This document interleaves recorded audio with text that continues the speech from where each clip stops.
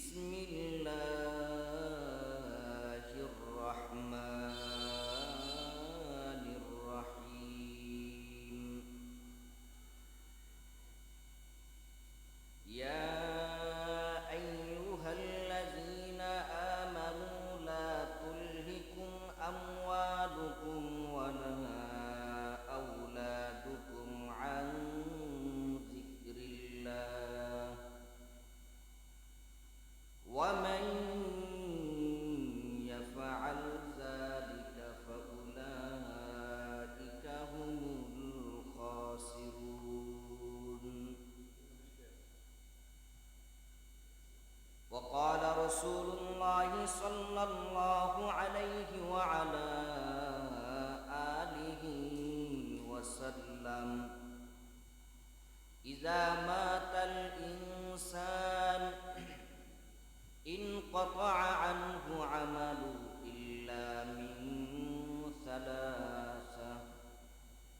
إلا من صدقة جارية أو علم ينتفع به أو ولد صالح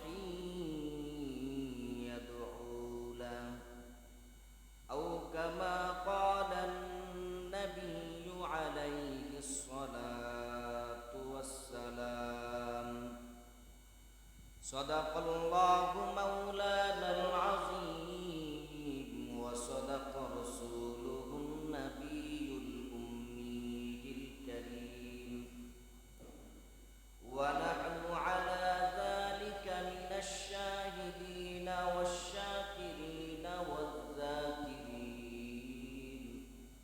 والحمد لله رب العالمين.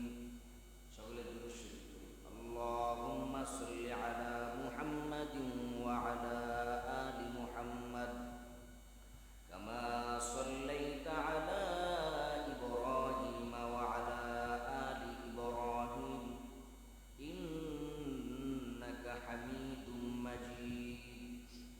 اللهم بارك على محمد وعلى آل محمد كما باركت على إبراهيم وعلى آل إبراهيم إنك حميد مجيد. سبحان الله وبحمده سبحان الله العظيم. سبحان ربك رب العزة عما يصفون. سبحانك لا علم لنا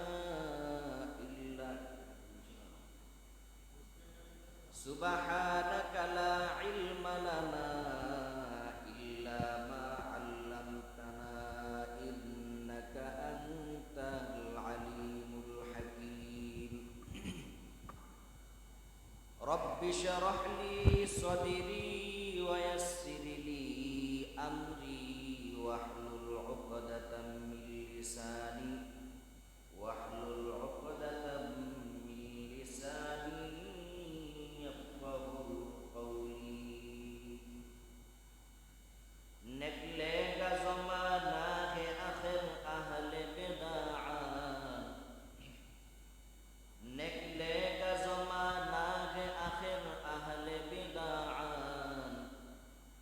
इस्लाम में नो बातिल करे इजाद, इस्लाम में नो बातिल करे इजाद। ऐ बंदाए खुदा चाहो हर दम में तो होशियार, ऐ बंदाए खुदा चाहो हर दम में तो होशियार। जल्दी से बैठे के सुनो हज़रत की नसीहत, जल्दी से बैठे के सुनो हज़रत की नसीहत। अल्हम्दुलिल्लाह, আল্লাহর দরবারে অসংখ্য শুকরিয়া যে মহান রব্বুল আলামিন আজ শুক্রবারের দিন, পবিত্র দিন, জুমার দিন, সাপ্তাহিক ছোট ঈদের দিন, এই দিন মহান রব্বুল আলামিন হাজার কোটি কোটি মানুষদের থেকে বাছাই করে, মায়া করে, দয়া করে, মুহাব্বত করে আমাদেরকে দুনিয়াবী বিভিন্ন কাজ থেকে ফারেক করে পবিত্র করে তার ঘর পবিত্র ঘর মসজিদে সকলের আগে আসার এবং বসার তৌফিক দান করছেন। এজন্য সকলে শুকরিয়া তান আদায় করে বলি আলহামদুলিল্লাহ। লক্ষ কোটি সালাম নবীদের নবী পরশমণিদের পরশমণি দু জাহানের সর্দার হযরত মুহাম্মদ মুস্তাফা সাল্লাল্লাহু আলাইহি সাল্লামের উপর। আমি আপনাদের সামনে কালামুল্লাহর 6666টা আয়াত মতন্তরে 30 পারায় 114টি সূরা নিয়ে গঠিত। তার মধ্যে হতে সূরা মুনাফিকুন 28 পারায় সূরা মুনাফিকুনের 9 নম্বর আয়াত আপনাদের সামনে তেলাওয়াত করেছি।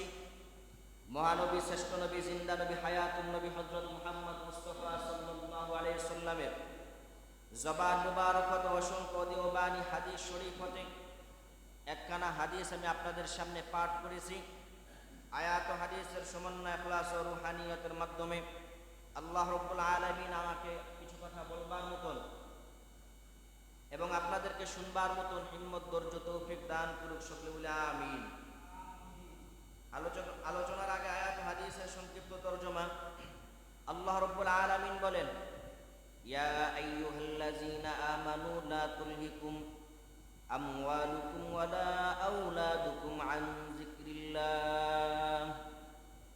হে ঈমানদারগণ, তোমাদের সম্পদ তোমাদের সন্তান যেন আল্লাহ তাআলার জিকির হতে তোমাদেরকে গাফেল না করে রাখে।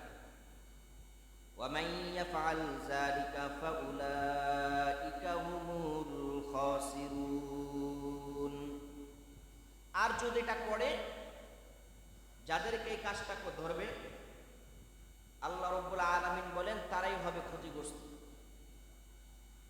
হাদিস শরীফ আল্লাহ রাসূল সাল্লাল্লাহু আলাইহি ওয়াসাল্লাম ইরশাদ করেন, ইজা মাতাল ইনসান, যখন মানুষ মৃত্যুবরণ করে, ইনকাতা আনহু আমালু, তার সকল আমলের দরজা আল্লাহ পাক বন্ধ করে দেন।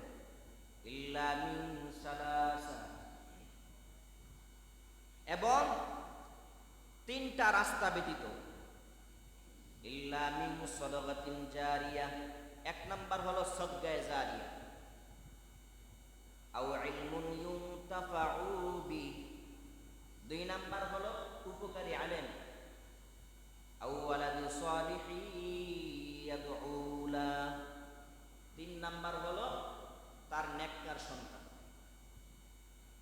এই হলো আয়াত ও হাদিসের সংক্ষিপ্ত তরজমা।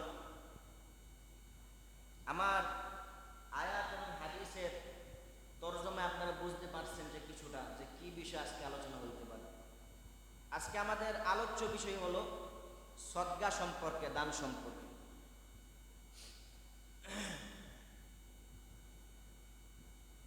আল্লাহ রাব্বুল আলামিন দুনিয়ার মধ্যে এই যে আমাদের সকলকে যে পাঠাইলেন, পাঠানোর পর আল্লাহ পাক আমাদের সকলকে রিজিক দান করছে। শুধু যে নিজেই যে বক্ষণ করব, এটা যে অন্য কোনো পথে খরচ করতে হবে কি হবে না, এটা আল্লাহ তাআলা আমাদেরকে স্পষ্টভাবে কি করছেন, জানাই দিয়েছেন।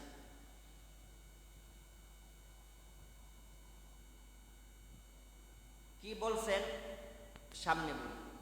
তার আগে আল্লাহ তাআলা বললেন মানুষদেরকে সতর্ক করে, এ মানুষ, হে ঈমানদারগণ, তোমাদের সম্পদ তোমাদের সন্তান যেন আল্লাহ তাআলার জিকির থেকে,